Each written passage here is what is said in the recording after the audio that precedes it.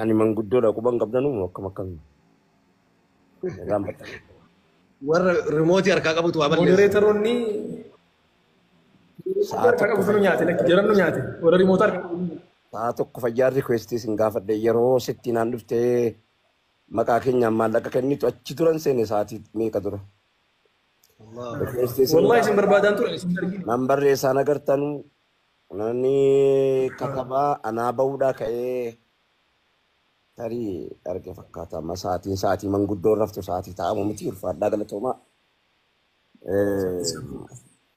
Nashiidaan ani tura keessan dhagaye iyyuu sababa walitti qabamiinsa kanaa tura keessan dhagaye.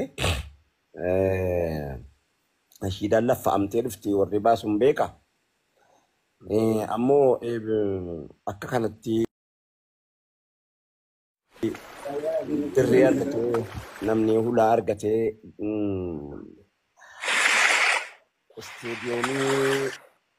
isteediyoomidha jechuudha. Amma bakki kun amma nama 4,000 wayiitu jira waan ta'eef isteediyoomii bareedaa isaati jechuudha. Isteediyoomii dinqiisa kan warri wajjin jiru waliin agarre. Nama 4,000 wajjin ta'a waliin argu garuu wal dhagaa. Isteediyoomii isaayyuu isteediyoomii ajaa'ibaati. Kan namni naannoo tokko qofa ittiin keessa hin jirre kan namni inni kaan Kanaadaadhaa inni kaan eessaa bakkuma jijjiirurraa seenu. Akkana jechuun nashiidaa fuula duratti namni mooraalii argata. Moodeela ta'a amma namni tokko yeroo nashiidaa baasu moodeela ta'a. Yoo waan gaarii hojjete akkaataan kaa'aa walaloo kaa'aan sagalee laffaatii hedduu qabaachuu si'an nan beeka.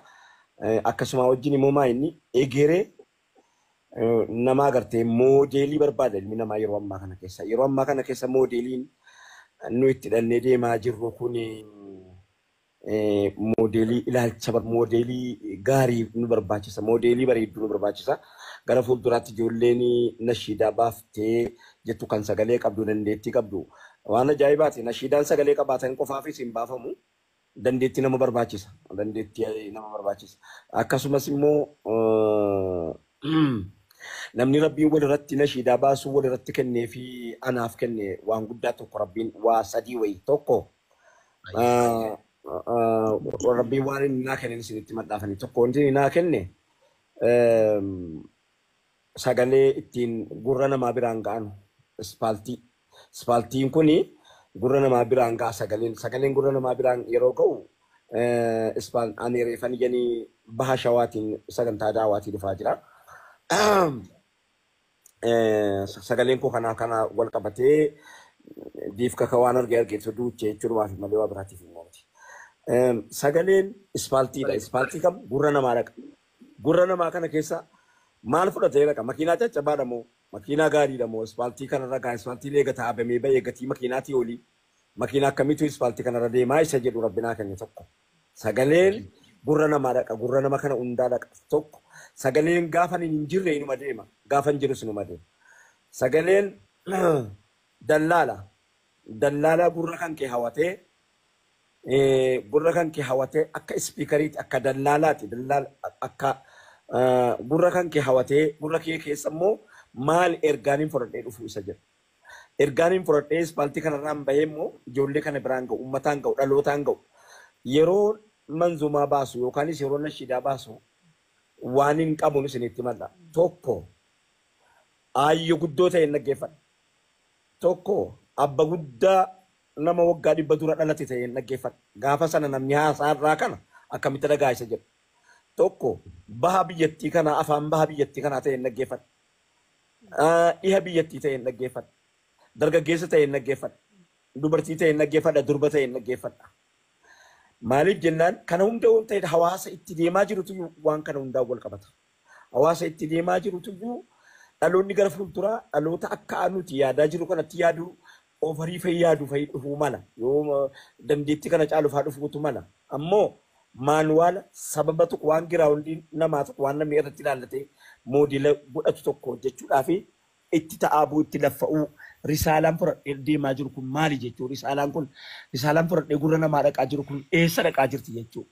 Yeroo dhaggeeffatee ka'e ofitti gaddamoo ofitti gammada. Bakka gammada nutti gaddee xiqqoo moo bakka gammada nutti gaddaa. Bakka gammada nutti gaddee moo xiqqoo bakka silaa rifata nutti moo gammadaa wal darbaa xiqqoo. akkana jedhameeti itti yaadamee yaada kuusee baasee buusee qopheessa namni yeroo qopheessu baay'ee itti ta'a itti lafa'a.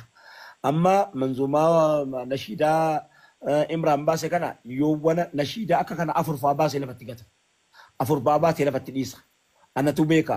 Wanni namni wala lafatti dhiisu utuu ka'ee maxxanfame kitaaba sadiifaa ba'a. Maaliif yeroodhaan walitti dhufuu didde fakkeenyaan isinii kaasa. Bara dabre manzumaan bara dabre baase yeroo darbe baase utuun ittiin qophaa'in hin baase. Yeroo ittiin arganne ture utuun ittiin qophaa'in hin baase.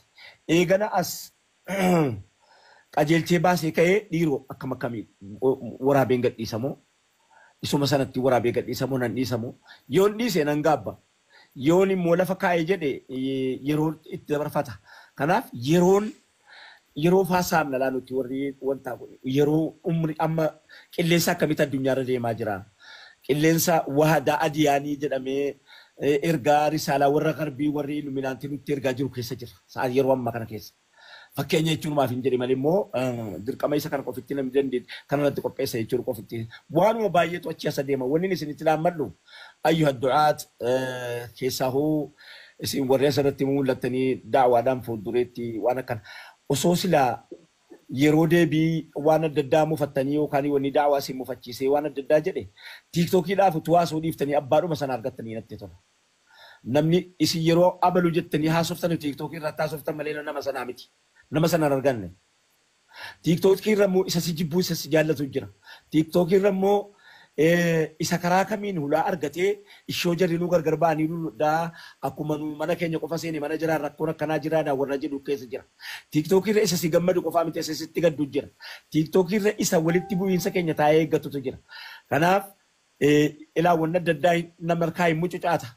Waan baay'ee mucucaataa oolaa guyyaa kana guutuu nama manguddoo biraa ajanda akka hin taane TikTok nama biraatu itti gammadaan argitanii barreeffama kunuu jarrinuu walitti jirti kan jedhu haasaa muwaaz dhiyoo kana dubbatirraa kaa'amee barreeffama uummanni manni kaan warri nuun ilaallanne warri nuun beeyne warra mana keenya keessa hin jirretu barreeffatee waliin haasaa argitan karaa adda addaatiin waa dhagaa karaa tokko qofaan hin dhaga'u karaa baay'een dhagaa umriin koos dheeraadha. Baay'ee suuraa jechuun maaf hin jedhe. Nan dhagaa kallattii baay'eedhaan hin dhagaa. Muuxannoos immoo qaba amma tokko. Egaa amma nashiidaatti deebina. Gara fuulduraatti amma nama 4,500 na dhaggeeffata. 300 natti fakkaata ijji koo baay'een argu. Dhaggeeffataa jira. Sadii sirriidhuma sirriidha. Nama 4,300 keessa namni nashiidaa yookaan manzumaa baasuu danda'u nama 2 qofa faadha yoowwan. Nama 3 faadha hin baay'atu ajaa'iba rabbiiti. Namni biyya hoogganus akkasiin xiqqaata hin baay'atu. Ammas hayyuun hin baay'atu ajaa'iba. Hayyuudha, artiidha. Nama biyya hoogganu hin baay'atu. Ammas immoo duudaa nama harka qofaan haasa'u kan afaan hin qabne kun hin baay'atu. Tokkittiitumaa barallaa 3-4 keessaa tokkittii jira. Akkuma kana warri walaloo baasu nama kuma meeqa keessaa tokkittii ofitti jiraata. Hin baay'atu tarii uummanni biizii of godhaa jedhetti tarii rabbiin akkana godhe ta'ee hin beekan.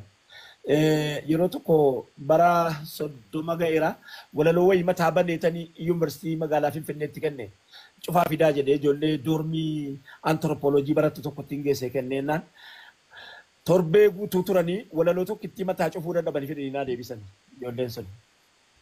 Amma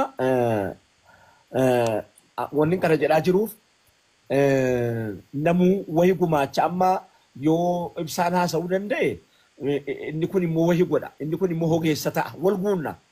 Kunis inni kun immoo minaaraa tolchuu beeka. Inni tokko immoo waa wayii tolchuu beeka. Inni tokko quraana xarrazuu beeka. Inni tokko immoo hoguma adda addaati. Kana jechuun maali inni namni wal guuta gaalaa. Annashiidaan godha. Inni kaan immoo sangaa qota. Inni kaan immoo faabirikaa adda addaa wama adda addaatiin namni wal guuta waan ta'eef wal guuta malee waan addaa ta'uu miti. Filmaa ta'uu kan filatamuu addaa ta'uu miti. Tokko lammaffaa sagaleen amaanaadha isattiin boonanii harka kiisii kaatanii namatti siisqanuu miti. Sagaleen amaanaadha. Amaanaan immoo hin gala, amaanaan hin deebi'a. Fuulli bareedinni rabbi sii kenne hin deebi'a. Abbaa qaba. Yatiimaa miti abbaa qaba. Sitti kenne malee siif hin kennin. Kanaaf waan deebi'u akka malutti bakka malutti kaa'anii eeganii deebisuudha abbaadha. Abbaan gaafa barbaade hin fudhatu. Umriin amaanaadha. Yeroon amaanaadha. Dargaggummaan amaanaadha. Ijji amaanaadha. Gurri amaanaadha. Hin gala wanti hundinuu hin gala. Hin gala waan ta'eef isa ittiin dhaadatan barnoonni isa ittiin dhaadatan miti. Maaliif jennaan meemoorii rabbiin gaafa barbaade keessaa dhukkisee duwwaattan bisee jennaan waan qaraatu wallaalta. Nama tokko gaaf tokko malkaa jabduutti kufee achi ga'e anuma wallaale. Anuma kanaayyuu hin kufe malee waa tokko hin taane anuma hin beeku. Eenyuun ni beeku jedhe.